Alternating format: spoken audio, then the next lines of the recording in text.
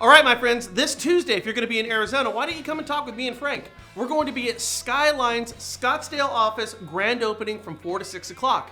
After that, the next day, we're going to go see the Giants play the Dodgers and hopefully watch the Giants beat the Dodgers. Even if you're a Dodger fan, you're welcome, so come say hi. Have a couple of pops with us. It'll be fun. Click this right over there. You know, we want to get away from TRID, but we just can't do it. There's too many juicy stories. So here we go again. Actually, this one is more of a question for you. Well, anyways, according to the NAR, the National Association of Realtors, 54% of agents polled said they're having a hard time or cannot get a copy of the settlement papers for their buyers prior to the close of escrow.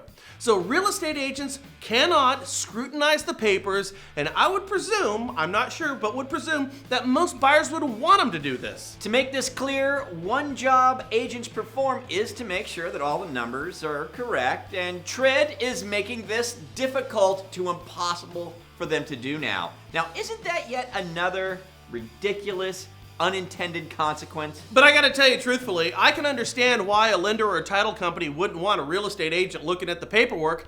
That's because if the agent actually finds mistakes, they could trigger a redisclosure and 3 more days of waiting. And that would be 3 more days of you, the loan officer, getting your phone blown up by ticked off buyers, sellers, and agents alike. What? Did you just call me Dookie? Oh, yes, I did, Sonny Piece of Dookie. Yeah, that's a fact, man. That's exactly what would happen. The thing is, according to the National Association of Realtors, agents are indeed finding mistakes when they do have a chance to look at this paperwork, like commission split mistakes, seller concession mistakes, that type of stuff. This is so typical of our industry. What we've done now is we've created a workaround. The title and escrow companies have. What they're doing is they're giving agents itemized lists of fees, but keeping any buyer or seller information off of it so they can stay compliant. Kind of like when we had GFE 2010 and that wasn't going over too well, so lenders began offering a separate cost sheet that looked suspiciously like the old GFE. Hey, question. Wouldn't it be in everyone's best interest to be able to allow the agents to look at the closing papers? And if there are any mistakes, wouldn't it also be in everyone's best interest for the escrow officer to fix those mistakes at the closing table and just sign the papers? You know, kind of like it used to be? The answer is hell yes. But proponents of TRID, they're going to tell you that an additional 3-day waiting period on these disclosures is necessary for the buyers or the sellers so they can digest the information and make the best, most informed decision for themselves. That's what they would tell you, and they would be somewhat right. I'm not willing to concede totally right, but I get it. They'd be somewhat right. But here's what we also know. If you were to poll every single buyer that's had to redisclose and wait 3 extra days because of a change to their settlement papers, I bet you $1 million they'd all, 100% of them, would say they'd rather not.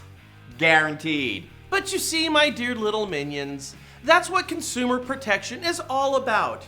You, the consumers, are incapable of making a good decision on your own. And because of that, the CFPB is going to build rules to protect you from you, because they think you're stupid. The point is, if you're a realtor or a lender, make sure you're working with a title or an escrow company that has a reasonable solution for this latest government-imposed blunder. So it's tomorrow. We're in Scottsdale. Tomorrow we are in Scottsdale. I gotta tell you, this time of year, Yeah. Scottsdale is like the greatest place in the country. Yeah. It's awesome. The restaurants are awesome. You know, the bird watching's awesome. The games are awesome. Yeah. It's just killer.